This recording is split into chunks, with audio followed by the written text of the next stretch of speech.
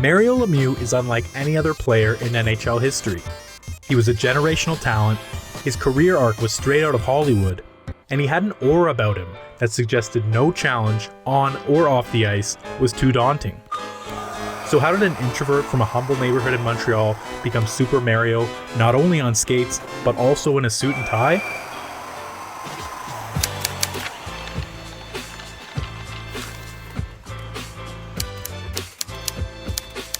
This is the story behind Mario Lemieux.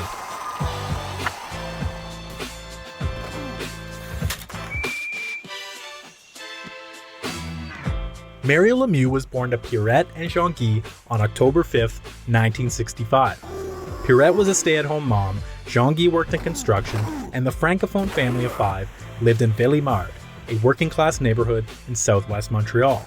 Ville-Émard had previously churned out Maurice Vachon, the legendary professional wrestler who went by the stage name Mad Dog Vachon, as well as the pro hockey player Richard Campeau, an NHL draft pick who starred in the World Hockey Association. Lemieux would blossom into Ville-Émard's most notable resident, in part due to countless hours spent on the area's outdoor rinks, including one behind a church close to home. He began skating at 3 years old alongside brothers Alain and Richard. The Lemieux boys would play with neighborhood buddies for hours after school, shuffling home only when it got too dark. Sometimes, the boys would then skate indoors. As legend has it, Dad would pack snow over the hallway carpet and leave the door open. It didn't take long for Jean-Guy to realize his youngest son was special, somebody destined for the pros. The proud papa once told the New York Times that a 6-year-old Lemieux was a leader on the ice, a star competing with and against kids 3 or 4 years his senior. In performance and size, Jean-Guy said, Lemieux was always bigger.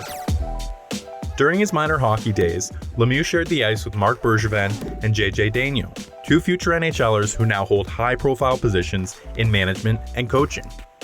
Lemieux dreamed of being Guy Lafleur, the charismatic center for the 1970s Montreal Canadiens, which was a dynastic group that captivated the entire province of Quebec.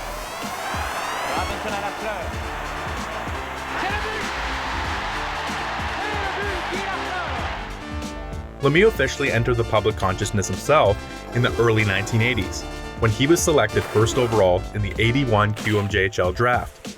He would go on to rack up a whopping 562 points in 200 games for the Laval Voisin. Lemieux even broke Lafleur's single-season goal record in his third and final junior season. He scored 133 times in 70 games and added 149 assists for 282 points, or a cartoonish 4 points per game.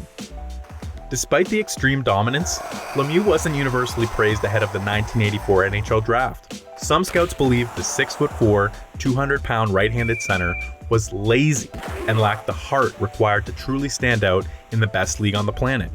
Lemieux and his agents disagreed. They felt disrespected, and contract discussions with the Pittsburgh Penguins, the woeful franchise that owned the top pick, were contentious in the lead-up to the draft. While the Penguins ultimately chose Lemieux at number 1, the sharply dressed 18-year-old remained in his seat after the selection, refusing to meet with his new bosses at the Pens draft table. He said the team didn't really want me enough. Normally, the routine is for the youngster to go down to the table and shake hands with his new employer. But because of what Gus Badali said, Mario Lemieux is sitting right there. Dans les estrades, puis Mario, un petit peu plus tard. Mario, Gus Badali had told us that you would not walk to the Pittsburgh table. Your reaction, your feeling? Well, you know, I don't feel to go downstairs on the floor, and because I think Pittsburgh don't really want me enough to go downstairs, so that's why I'm staying here, my family, all my friends. The drama was short-lived, as Lemieux put pen to paper on his first big league contract a couple of weeks after the draft. The deal signaled the dawn of a new era in Pittsburgh. The Pens had won only 16 of 80 games the season prior, tanking decades before the polarizing talent acquisition strategy became a buzzword in sports. Just 7,000 fans were showing up to home games, so the club was in desperate need of a marketable face. The rangy and opportunistic Lemieux contributed immediately.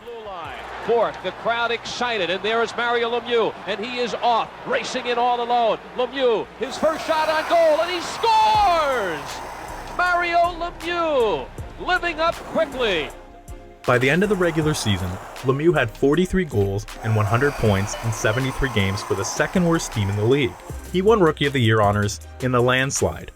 From those early games, all the way through the prime of his career, nobody made dominating an NHL game look so easy. Lemieux possessed an exceptional blend of size and strength, grace and finesse, intelligence and sense.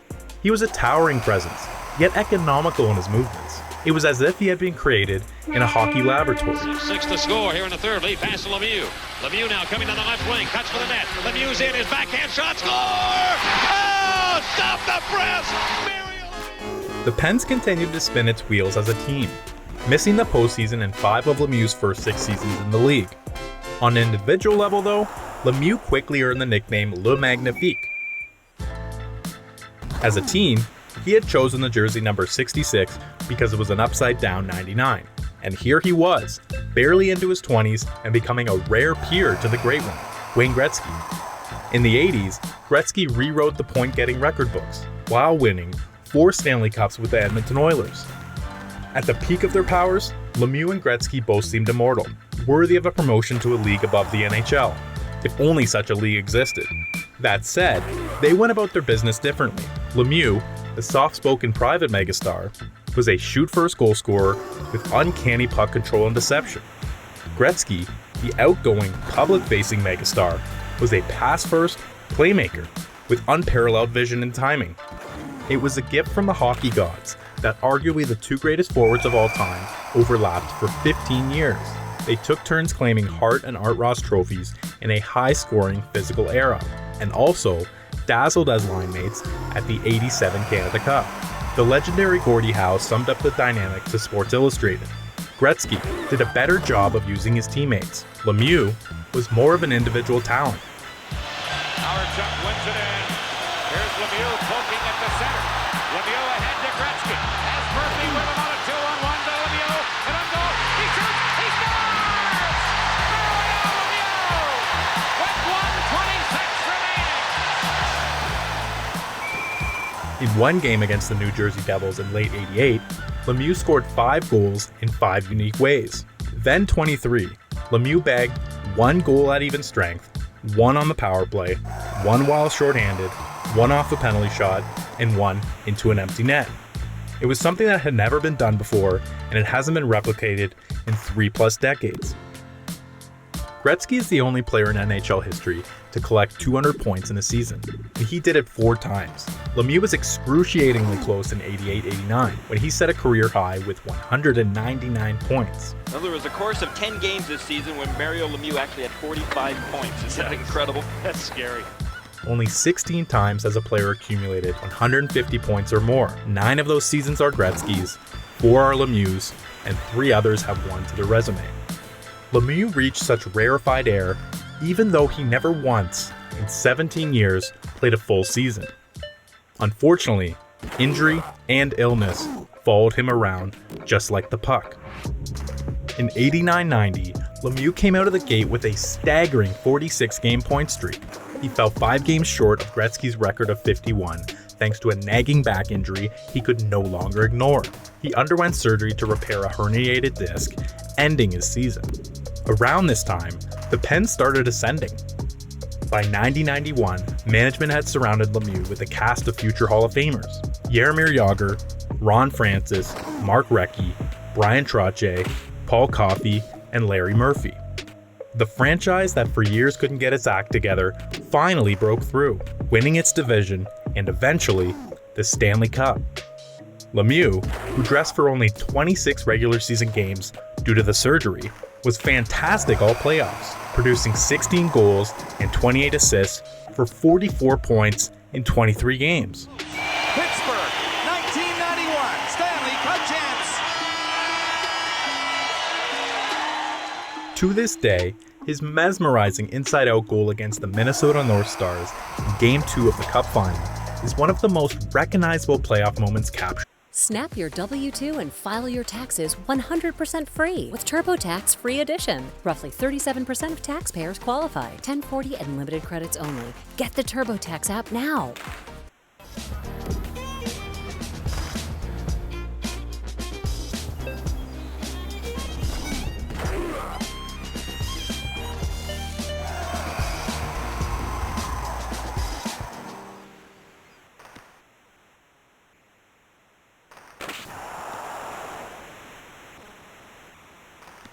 captured on film.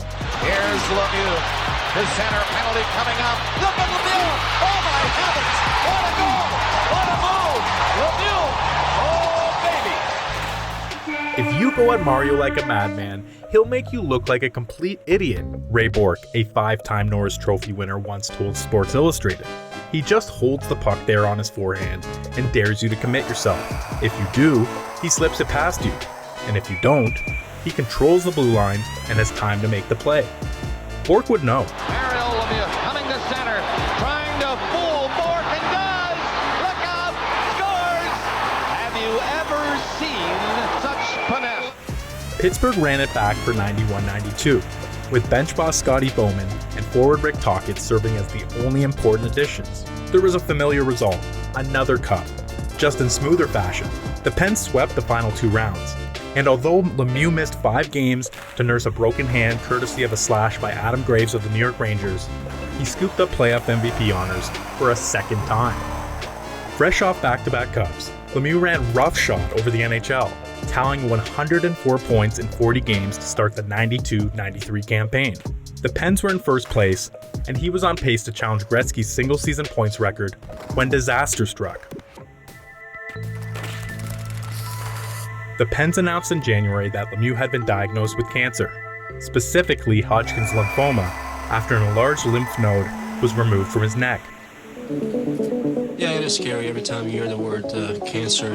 You know, I went back home after I saw Dr. Burke and Dr. Jones and gave me the news. And, you know, on the way down to my house, could hardly drive because of the tears and crying all day.